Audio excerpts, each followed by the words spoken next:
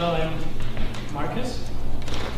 I'm supposed to talk a little bit about technology of decentralization. We're in the middle of this interesting movement, right? The decentralization movement.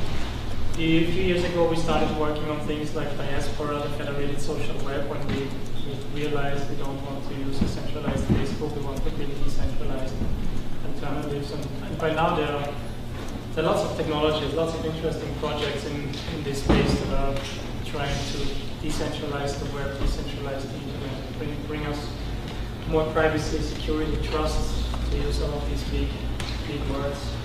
There are lots of initiatives on all layers of the stack. Right? We have some projects operating on very low level, like building open hardware, building mesh networks, building decentralized routing protocols. With projects on the higher application layers, we have alternative social networks, we have email clients that make it easy to encrypt our emails and so on. So there are so many different initiatives and technologies, and sometimes it's also not so easy to figure out how they all fit together. And it's good that we're working on all these different things, but at some point we have to ask the big question, I think. The big question is, well, how do we want identity and personal data and communication to work? How do we want to reimagine the web and the internet and the organization of our communication? We know we don't want it to be as centralized as it is today, but like Kalia said before, there are advantages and disadvantages and of different forms of organization. And so the question is, how do we want to model that, our identity and data and links? And that's really not just a technical question, that's a very social and political question also, right? The systems, the architectures, the protocols that we build have a direct influence on how centralized or decentralized we are, and as a consequence have an influence on how power is distributed also in society. So we as engineers and entrepreneurs, we have a certain responsibility, I think, to ask that question: how do we want our networks to function?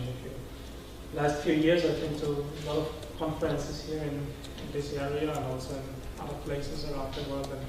And often people who are working on technology, what do they ask? They don't ask how does technology make the world a better place. The first question that they often ask each other is, how many users do you have? How many clicks do you have? How fast are you growing? As we're exploring a decentralized network, we should ask ourselves also what are the implications of the technology. And when it comes to identity and personal data and who should control that and how are things linked together, then there's the problem today is that things are not just very centralized, but also they are pretty heterogeneous. Right? Everybody does something else. Every company, every initiative reinvents the basic ideas of identity and personal data. I have a username, password here, I have a username and password there. and so on. So the internet was not built with a common identity system. Some people think there's a missing layer, and the conference that Kalia has been organizing for the last 10 years, the Internet Identity Workshop, has been trying to figure out a layer for the internet that models identity and personal data in a useful way. And one concept that can help to think about that is mathematical construct is a graph, right? So we've been trying to think of our online identity as a graph. A graph is a structure where you have nodes and links between the nodes. So I could have, if that's me in the digital world, and I could model my basic information as a little graph, maybe like this, and the graph, I have one node which represents me, and then I have other nodes which, for example, represent my email address, my favorite brands, my credit card details, and so on. And the interesting thing about the construct of a graph is that it can be inherently decentralized, right? So I could have a little graph with me, let's say on my own computer, on my own mobile phone, with some basic profile information about myself. But then I also go to work somewhere, so that's my company, and my company will also have some information about me. Will also have a little graph with, let's say, my resume or my work performance or things like that. And that's when it gets interesting, right? If on the internet, part of my graph is in one place, and another piece of information that's also about myself is in a different place. And with the right technology, these graphs can be linked, right? So there could be a link that says this one node is really me, and the other node is also me, but in a different place, and then we can express a link. And it gets even more interesting when the graph technology that you use for expressing that can cover different technologies. So you don't necessarily have to use the same technology on the entire internet, but for example, in Facebook, I also have an account, right? This is me in Facebook, and Facebook has its own proprietary data model, and there's also some information about me, the things I've liked, and my Facebook friends, and my place where I live according to the Facebook database. And that's a different data model. There's a different proprietary API, but with certain technologies you can still, at least conceptually, express that this, for example, is the same as this. And so you can start building a model where you imagine a global graph which is distributed and which conceptually contains all the identity and all personal data that's related to me. And that's when things start to become interesting. That's when you, after that, when you have such a model, you can build things such as access control. You can try to express who can access which parts of my data. You can start synchronizing data. You can map data. You can do all sorts of interesting things with you in control, right? So there's also a little, even though this is decentralized, there's a little centralized element also, which is me being in control of these different parts of my graph. And the point where it gets even more interesting is when there are other people. So this is me. This is all me. And then there's someone else. This is my friend. And my friend also. They also have their own graph somewhere. And it's interesting when you can start relating one individual's graph to another individual's graph. So you could establish a link. Let me try to use my fancy tablet and join program with different colors. So you could, for example, express that these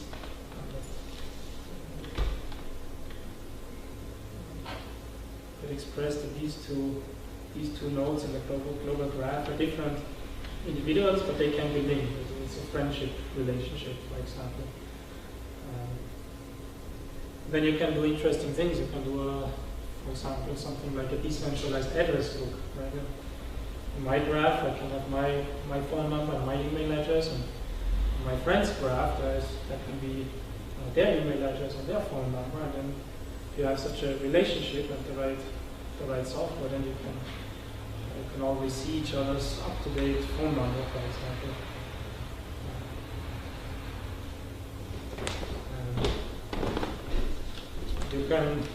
You can start sharing your data with companies, for example. This is what's known under the name VRM, vendor relationship management. Right? Today companies have huge graphs about all the data about their customers. If you have a model like this where you control your part of the graph, then you can selectively share some of your data with companies that you're interacting with. So this is a little bit the theoretical idea behind having a global graph or a layer of the internet where you can access potentially all the data that is there about you. There are two concrete technologies that I'm aware of, that I've worked with, that can do things like that. One is called RDF, and the other one is called XDI. So who has heard of RDF? Resource Description Framework. Who's heard of XDI? Maybe 2 or 3 people or something like that. So RDF is a graph model that's deeply rooted in the foundations of the web itself. So Tim Berners-Lee, who invented the web, who also invented the foundations of RDF, he has always said that the web is not just a web of documents, but a web of data, really. So you can, using the same constructs and the same mechanisms that we use for accessing documents, for accessing web pages, you can also use the same things for accessing data all over the internet. That's called the is the leading technology for doing that. And in RDF,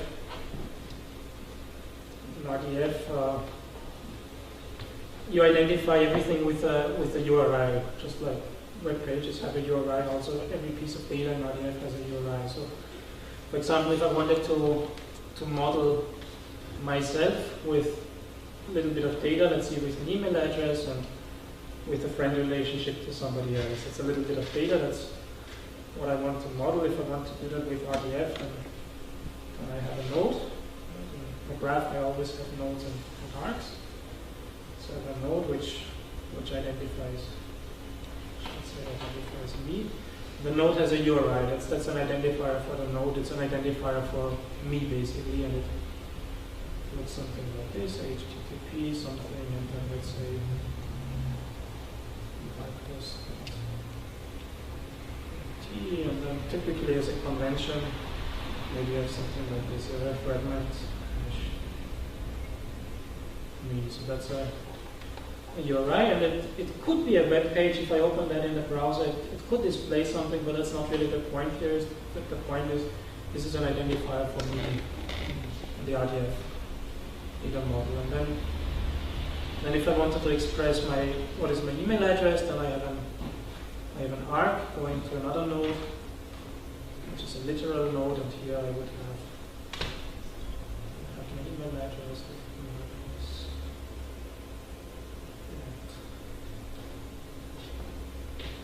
Project Danube, that's my company. And then on the arc in this graph, I also have an identifier which says email address, and it kind of looks like this, for example, for an email, which is an abbreviation. This is just shortcut for also an HTTP URI, which I think looks something like this. It's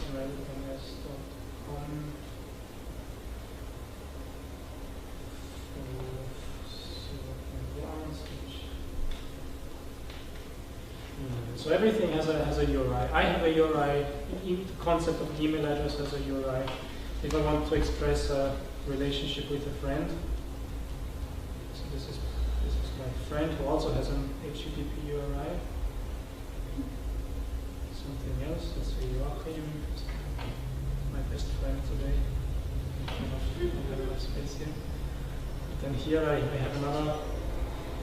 have another link here, and on this arc and this link I also have an identifier which For example, is faux friend, which again is also just an abbreviation, a shortcut for a URI. Everything is a URI. XDI is another technology, another graph technology, which is a little bit different. So let me try to do this in XDI. So in RDF, you only have two kinds of links in the graph. You only have two kinds of arcs. You have links between two nodes that have URIs. These are called resources. So you have a link like this between two resources, between two URIs, and you have a link. You can have a link between a resource and the literal concrete data. These are the two kinds of links or arcs in the graph that you can have in RDF. In XDI, there's actually a third kind of arc, which is really the most important one. And in XDI, you have the concept of a root. An XDI graph looks a little bit more like a tree. So if I wanted to model the same data with me and with Joachim and with my email address, then here I would have a root in the graph, and I would have another node here, which identifies me. And now in XDI, the way we identify things it's not a URI, but it's something like this. So it would be equals Markus. So that's an entire different kind of set of identifiers. There's such an XDI specific syntax. Equals Markus, this is an identifier for me.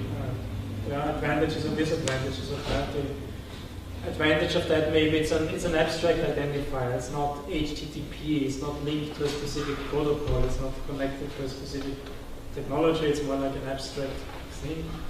And it has syntax.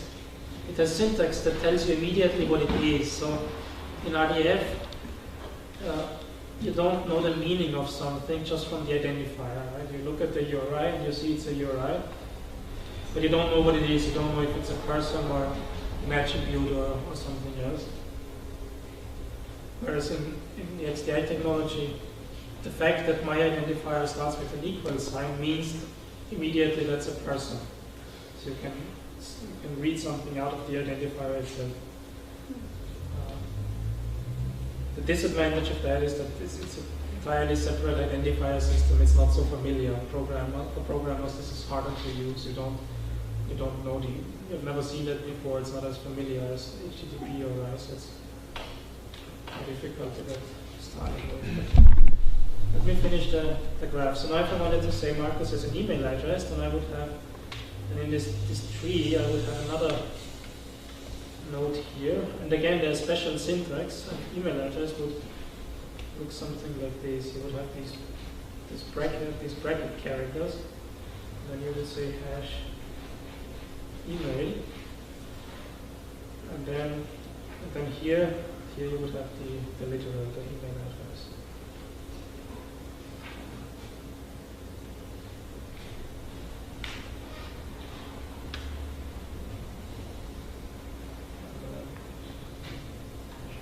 And then Joachim would have his own node in the graph, also under the root node. So you see, it looks a little bit like a tree. And then between these two nodes, I can still have a relationship, another node called friend. So it's basically the same data, the same kind of information. It's just a little bit different graph model.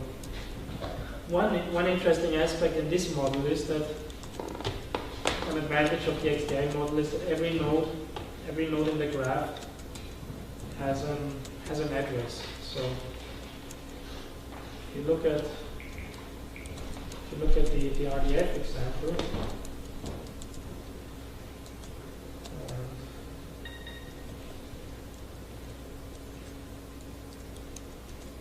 and you wanted to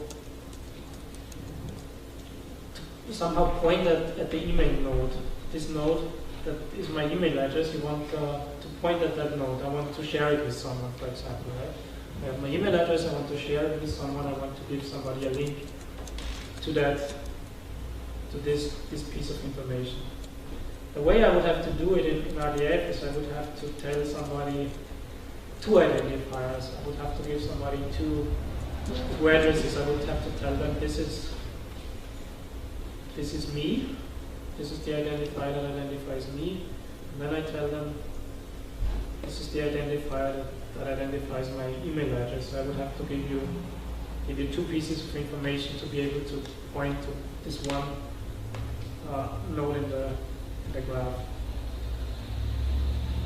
Whereas in XDI, the way things are being addressed, the way you can point to things in the graph, is that once you get to this node here, this node has an address which is the concatenation of the addresses of the parent nodes. So basically the addresses add up, they get added to each other. So if this is Markus and this is hash email, then there's an absolute address for this node which is just equals Markus hash email. So this is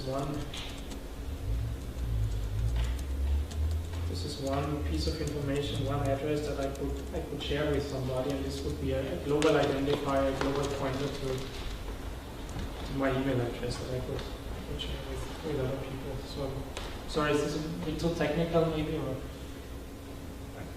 just and that's it. I'm not going to go into more technology. I just wanted to mention these two technologies are. Can I ask a question? Yeah. So I'm curious, if someone accesses it, like how is this store access? So is someone by virtue of knowing, Markus, your name, automatically get access to all of that data that's there, or so this is the address where my data is stored. This says nothing about who can access it and who can do what with it.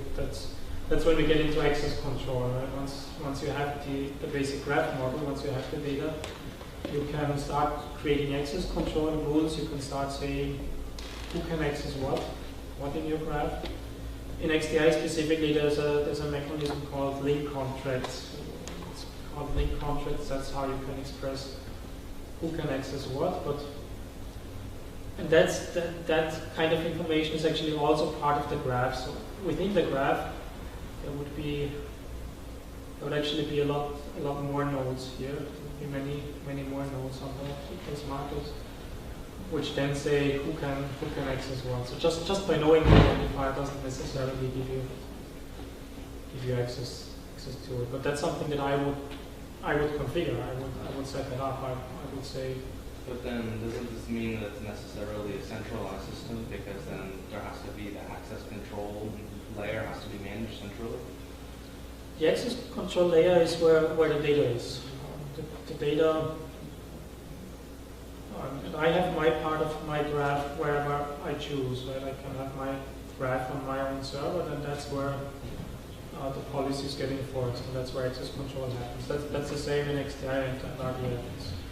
With the data, you have a server, right? The data lives on some kind of server. The server has an API. That's how you can interact with the graph. You can have applications that talk to the graph, that communicate with the data, and the applications communicate with the graph that lives on some server.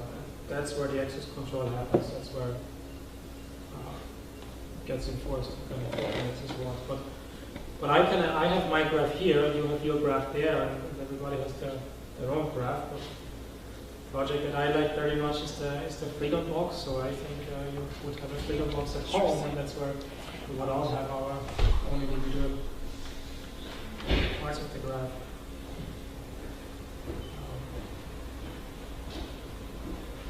So that's it basically. These are two technologies that I know that you can use to kind of realize this vision of a globally distributed graph where everybody has their own part of the graph, and where you can link things and write applications that do interesting things. with it.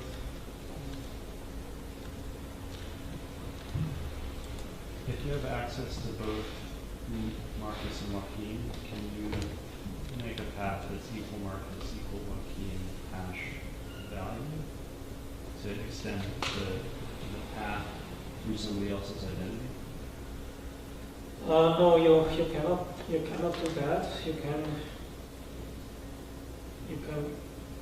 So that, I don't know if you heard that. The question was can you say that question again? If you so if you construct a path that's equal Markus, equal Joachim, and then get to say Joachim's hash email. make something like this, if there was you cannot do that. In XDI, you can give access to any node in the graph. I could allow you to read this part of my graph, which means you are allowed to read my email address, but I could also allow you to read this part of the graph, and it would cover everything underneath it. So then you would have permission to read everything about me, my email address, and everything else.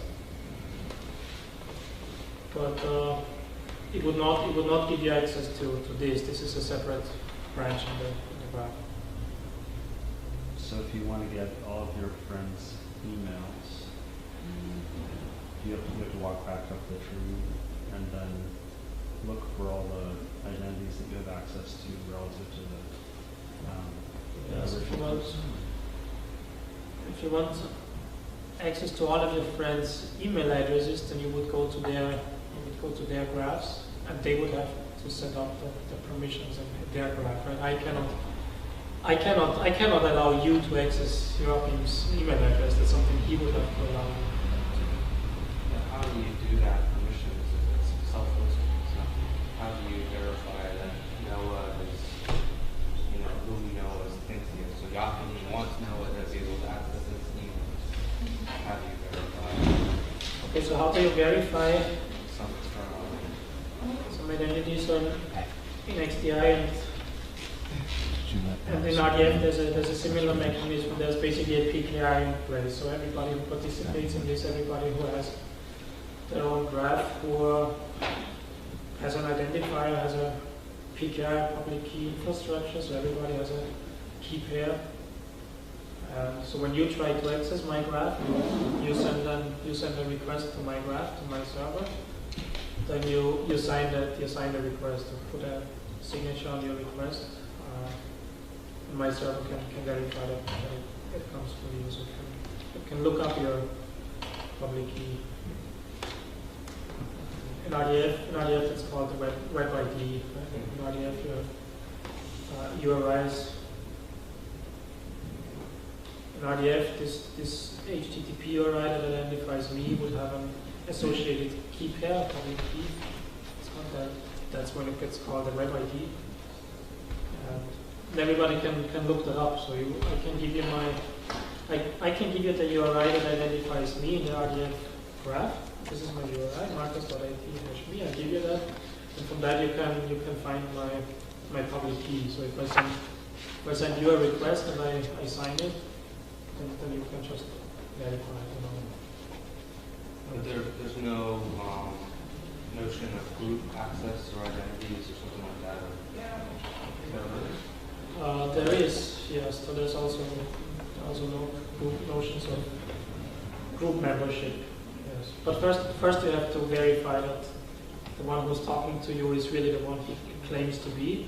And then the next step, that's authentication, and then the next step is authorization. That's where you can, that's where you know who that person is, and then you can check, for example, is he a member of the group or not.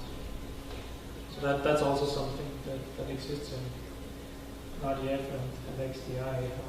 Maybe one difference between the technologies here is also XDI community creating XDI, or the place where it comes from is maybe a little bit more centralized in RDF, because in XDI there's one well-specified, well-understood mechanism for doing these things, for doing authentication, group membership, authorization, and so on.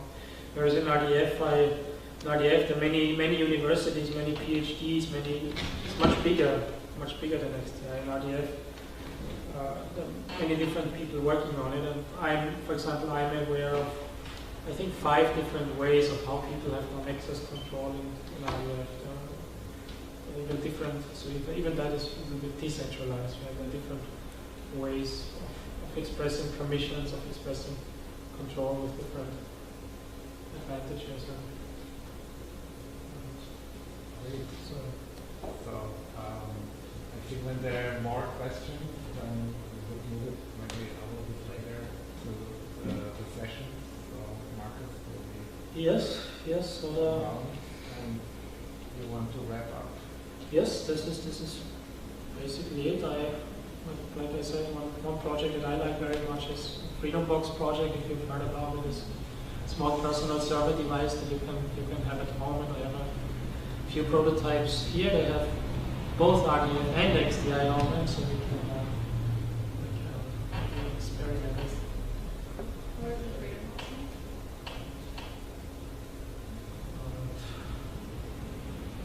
Yeah. Any more questions? Then I say thank you. Yes, FreedomBox, where you can get it. I'm sorry. Okay. I was just asking where it's made. Where it's made, the FreedomBox. The FreedomBox is a typical open source project, very decentralized, very little bit chaotic. It's a typical open source community that people all over the world are working on it. Right now, there's no place where you can actually buy one and it just works, but you can. Well, we're working on that, so this is something that we might have pretty soon, maybe. But there are ways to get one. So you can get one. You just have to install it yourself. It's not so easy to get it working. But I'd be happy to demonstrate in the coming days. Nice. Thank you.